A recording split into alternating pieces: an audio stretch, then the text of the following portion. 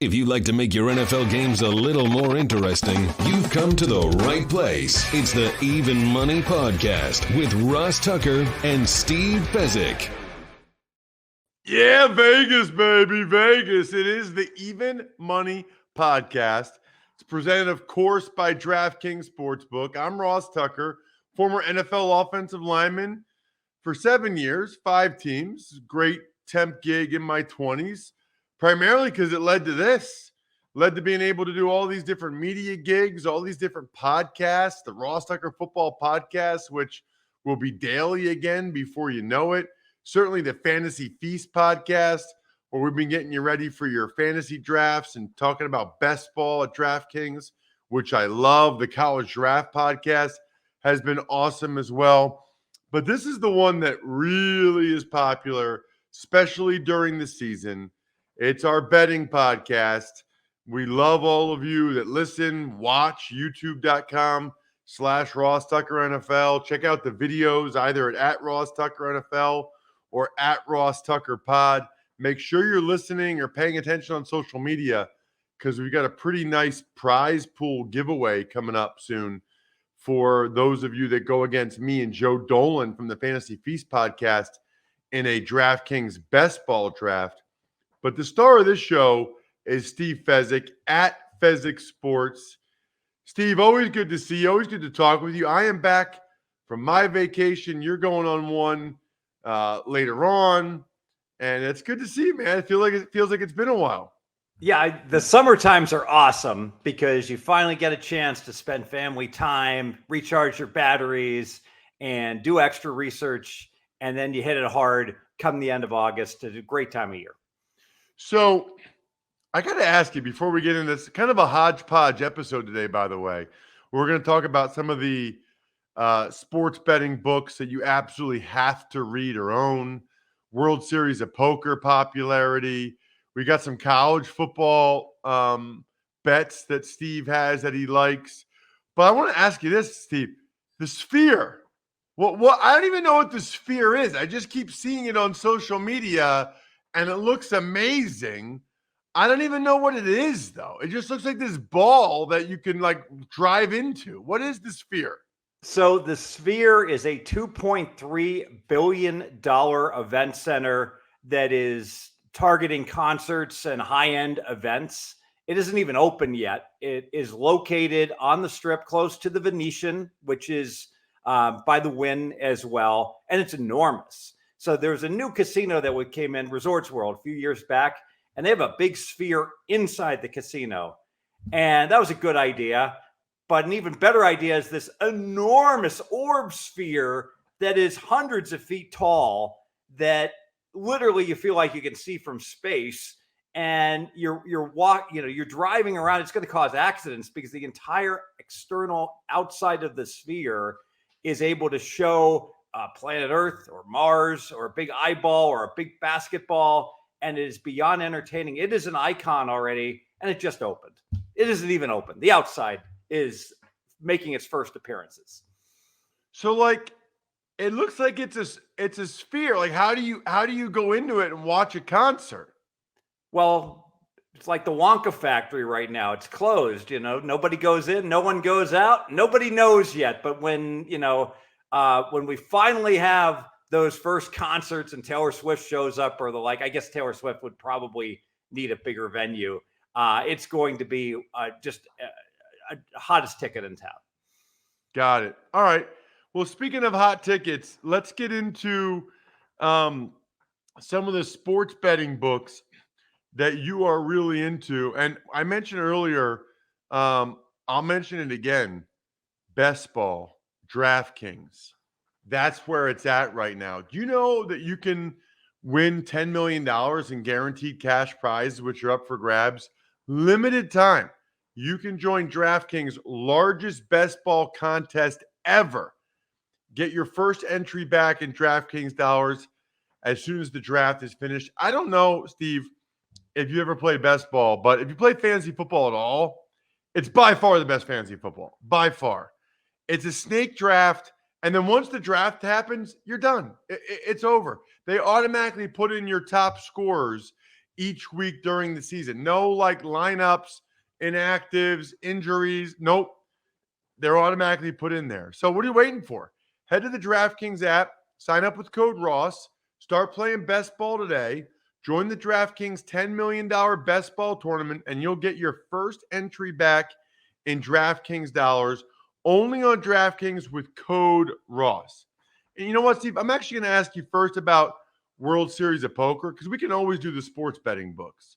But World Series of Poker, I can't remember when this first was on TV, and it like was all the rage. It's been a long time now though. But I remember like high school kids were really into it. This is like before betting, might have been almost before fantasy football. I mean, it was a while ago, but people were really into the World Series of Poker. Yeah, so going back in time, I think early 2000s, was it 2004, that dude named Moneymaker wins the main event. Little accountant from Tennessee. I've met him, really nice guy. And the light bulb went on in a lot of people's heads. It's like, you know what? I can qualify for the US Open in golf and I could become a champion. But there's one problem. I'm not good enough. Golf is too hard. The really good players are better than me. But in poker, you can catch lightning in a bottle. You can play really well, run better than God, dodge raindrops for 7 days, and you can become a world champion.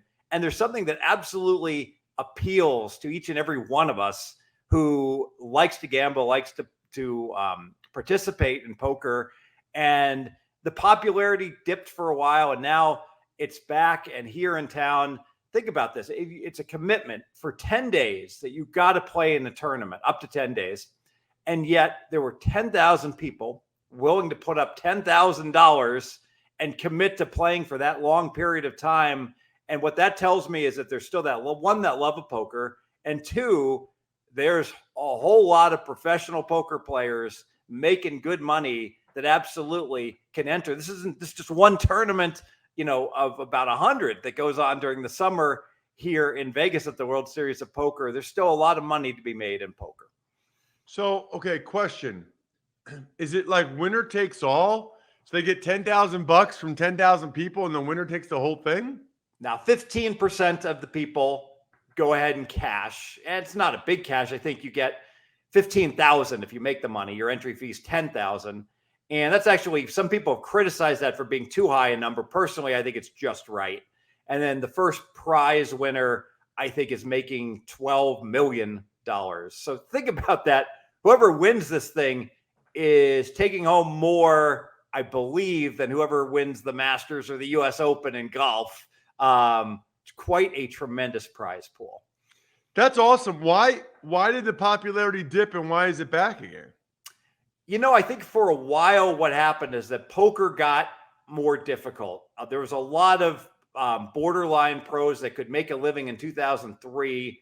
And by 2008, it used to be a lot easier to play online. So you could be playing at Poker Stars and Party Poker, and those sites went away for U.S. residents. And so I think that's why it dipped, is not being able to play online.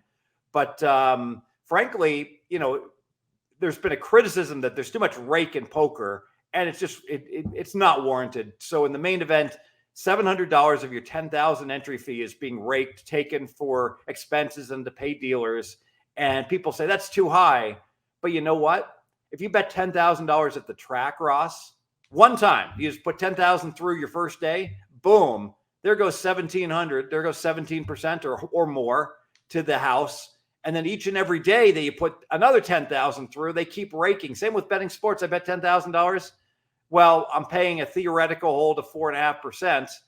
And if I'm doing that each and every day, you can see how much theoretical that I'm losing. The amount that's being raked at the World Series of Poker, though it's higher than in previous years, it's still minimal compared to other games. Got it. Interesting. Speaking of interesting, Steve, we got a pretty significant rule change in college football that I feel like not enough people are aware of, or not enough people are talking about. Certainly they'll know once the season starts next month, but there's some legit changes happening. Yeah, so there's several changes, but one really significant one, and I love this change. College football games are too long. We want sporting events to go anywhere from 2 hours to 3 hours, and college football games can drag up to 4 hours. And this will indeed shorten the game somewhat. And the change is that if you get a first down and you stay in bounds, the clock's going to keep running. In the past, it was stopped. The ball would get set, and then the clock would then start. How big a change is this going to be? Well, I've estimated it to be a reduction of 2.5 to 3 points in scoring in college football. That sounds pretty darn significant to me. And even if I'm wrong and it's only 2 points, I can tell you I've done the research on where the numbers are currently versus where the numbers were in prior years. And there's value in the unders. You want to selectively be looking to play unders. I would strongly discourage you from looking to bomb away on overs, especially in what I like to call week 0 and week 1/2. So what is week 0? That's Saturday, August 26th. What is week 1/2? That's Thursday and Friday. For whatever reason, these games before the second Saturday have been lower scoring. And if you played all those under historically, you've made money the last couple of years. And now with an extra rules change, think about it. Navy is playing Notre Dame. Okay, Notre Dame's got a really good quarterback now, but Navy, how many times, Ross, do they have 4th and 1 and they go for it at midfield and they get a first down and the clock stops? No, the clock's not stopping anymore. Tick, tick, tick. How many times do you have a game where you have a team like Wisconsin pounding the rock, playing Ball State, and there's 6 minutes left and they're on their own 30 and they gain 8 yards, 12 yards, first down, clock stops. You see where I'm going. And instead of the clock running out, now, because of the clock stoppage, there's just enough time for Wisconsin to punch in one more touchdown and cost you your bet on your under. Well, this year, that drive will stall on the 12 when time runs out because the clock does not stop after the first downs. Sounds like there's not going to be as much time during these games to drink some Labatt Blue Light. They're going to be shorter games. So maybe start before the game, but definitely make sure you don't anticipate the game going long. Drink some Labatt Blue Lights like I do, like I love to, with my family, with my friends. Live life to the power of we. Always enjoy responsibly. Beer, Labatt USA, Buffalo, New York. All right, so Steve, some selective unders, 2.5 to 3 points sounds like a lot, but shouldn't that already be built into the totals that DraftKings and these other sports books are putting out there? It should be, but you know what? The good folks at DraftKings are rather busy right now pricing NBA Summer League, pricing baseball each and every day. All the proposition bets they're offering on baseball, they're just too busy. They're too busy to get everything right. And so, maybe scoring should go down. They haven't run all the numbers, looked at everything. And because of that, they're just going, well, the rest of the marketplace is dealing these numbers at a certain level. I'll just deal them at that same level. And the bottom line is across the board, they're too high. So do your research, find out which ones are certainly too high, and selectively go under. Love it. Speaking of loving it, what book will you be reading next week, Steve, while you're on vacation? I am really looking forward to it. The Machine, chronicling the 1975 Cincinnati Reds, arguably the most entertaining team in the history of baseball, who failed in previous playoffs before 1975 and probably would have lost in 1975 if Jim Rice hadn't gotten injured before the World Series. But this book is going to talk about Johnny Bench, Pete Rose, Tony Perez, Davey Concepcion, Cesar Geronimo, Joe Morgan, Ken Griffey. You get the idea. Not a lot of pitching, but the greatest lineup in the history of baseball. Yeah, everybody says that. I mean, people talk about the Big Red Machine all the time. They're almost 50 years. That's almost 50 years ago now, man. We only had one pitcher, Don Gullett. That's it, and a bunch of good relievers, and we won 2 World Series. And baseball in the playoffs is all about pitching. Think about that. Any notes that stood out to you about any of those guys? I mean, it's unbelievable that I know almost all the names you just said from that lineup. Well, I grew up in Southern Ohio, so I go back to my boyhood and I straight A tickets when I got straight A's. I'd sit in the green seats in deep in center field and the like, and watch Johnny Bench and company. Cesar Geronimo was a great defensive center fielder. He hit 308 one year.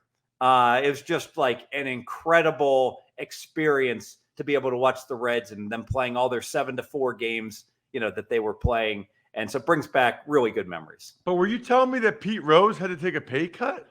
Yeah, 1974, Pete Rose hit 280, and apparently his contract was up, and they wanted him to take a $30,000 pay cut. He refused, and finally, after negotiations, they settled on a $5,000 a year pay cut because he led the league, Ross, in runs scored the year before in 74. The Reds won 98 games. Dodgers won 102. But Pete Rose, because he only hit 280, had to take a $5,000 pay cut. That is wild. That's amazing. I mean, like, to think about that. All right, so what about some of the sports betting books for our listeners? Well, I'll start out with the magazines. There's two that I always get. I just got the Phil Steele and the Mark Lawrence. I actually love the Mark Lawrence. You're going to buy one. That's just a magazine because he has the documented history of every team the last 10 years, how they've done, what the spread was, how they did, college and pro. So you can go back and it's a quick reference. It's so like, look how thin this is. I can go back and I carry this with me. I have two copies. Is it NFL or college?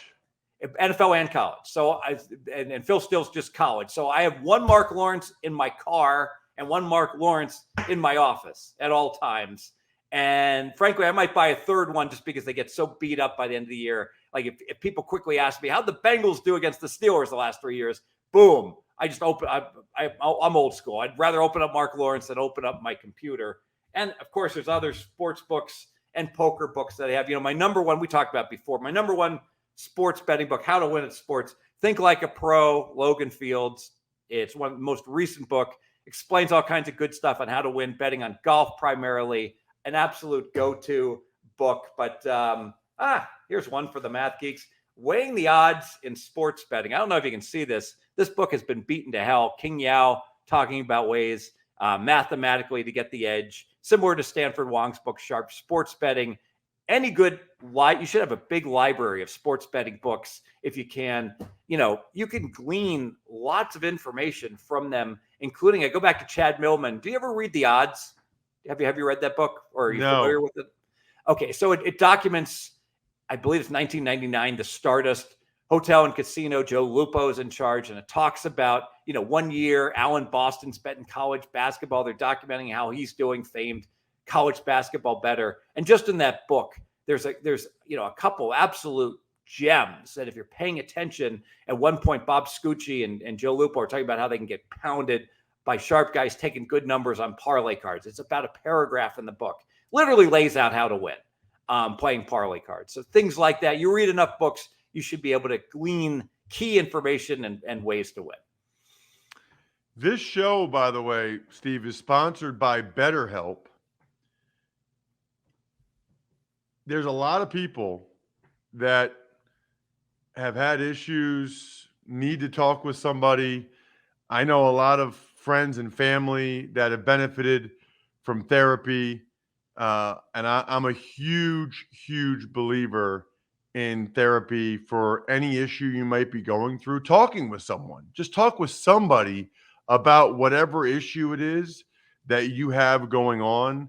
I don't know anybody that goes to therapy, talks with someone, and doesn't feel better about it. If you're thinking of starting therapy, give BetterHelp a try. It's entirely online, designed to be convenient, flexible, suited to your schedule. You just fill out a brief questionnaire to get matched with a licensed therapist and switch therapists anytime for no additional charge if you need to. Let therapy be your map with BetterHelp.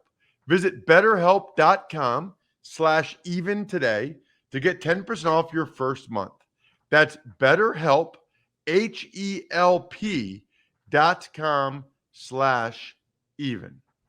All right, I guess my question, Steve, about these books is, I guess I'm a little surprised there's enough material. Those are thick books you have that you're showing for people watching YouTube.com/Ross Tucker NFL. Like, when you go over your tips or when you listen to the show, if you wrote down all of your tips, Steve, I don't feel like it would be that thick of a book. Well, I'm going through an entire book and I'm giving you like the 3 paragraphs that are like the most valuable, from them. So, and this goes back to, there's 2 types of betting.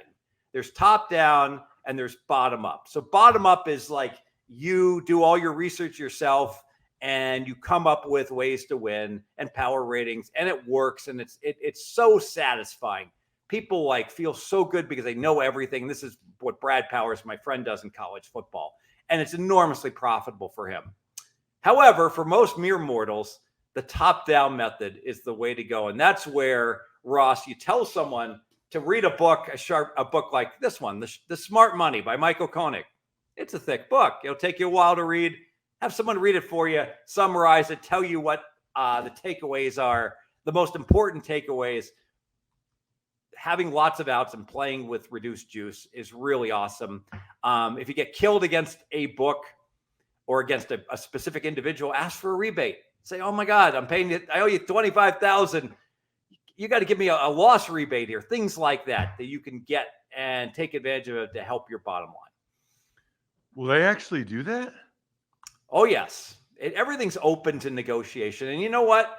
If you ever find yourself in a position where you owe somebody $30,000 and you're a recreational bettor, you know what? Believe me, all the bookies out there of the world, they are so used to being stiffed and not paid and having a problem. If you're having trouble paying somebody, talk to me. Get therapy from me. Interact with me at Fezzik Sports on Twitter. I'll help you how to win. But in the meantime, everything is open to negotiation. I don't think there's any bookie in the world that if you told, hey, I'm going to pay you, but I need an installment plan, I need a rebate, and you're obviously struggling to pay it, but you're willing to pay it, that isn't going to work with you to get paid a majority of what's owed. Steve, let's get to an email question. We got we get a lot of email questions to ross@rosstucker.com. I love when people get to ask you questions directly. Ever wanted to ask a professional sports bettor a question? It's time to Ask Steve. This one comes, Steve, from Dave Hustis. He said, is it ever possible to create arbitrage by teasing 6.5 to 7.5 point favorites while also playing the underdogs in those same games on the money line? If so, please walk through the sizing math. It's from Dave Hustis. Great question. And I'm going to pull back the curtain here. This is something I do each and every year. I love doing this. So usually we like to tease 7.5 point favorites, and we'll tease them down to 1.5. But you can certainly play, them in a 7-point teaser all the way down to -0.5, especially if you're teasing like a plus 1.5 up to 8.5. We talked about how 8 is becoming more important. Bottom line is we're teasing all these favorites down to where they just have to win. But what happens if they don't win? What happens if they lose? Well, then we lose. So how can we protect ourselves? Well, we can play the money line, and or I guess we could take the underdog plus the points. But if we play the money line, now we're really fully protected, because regardless of who wins, we're going to have one side that loses. If the favorite loses, we lose our teaser, but we win our underdog money line bet. But how can we optimize that? And how do we optimize it? Well, we put in a deposit into DraftKings, and if we're a new customer, we get a bonus, and they give us a free bet. Don't use that free bet to bet something against the spread. Use it for a big underdog on the money line. That's the optimal way to utilize it. Well, even more optimal is to take an underdog plus 260, that's a 7-point dog in the NFL, and use your free bet on that, protecting teasers that you have the other side. So you're getting the best bang for the buck on the bonus bet, and you're protecting your teasers bets. That's what I like to do with my free bets, and that's how I like to employ that strategy that the listener asked about. Love it. What a way to end the show, Steve. I love the math. I love the strategy for a little arbitrage. Good luck, everybody. Hope you guys win some money. Thanks for listening to the Even Money Podcast. Make sure to also subscribe to the Ross Tucker Football Podcast, The Fantasy Feast, Business of Sports, and The College Draft. All available at Apple Podcasts, rosstucker.com, or wherever podcasts can be found.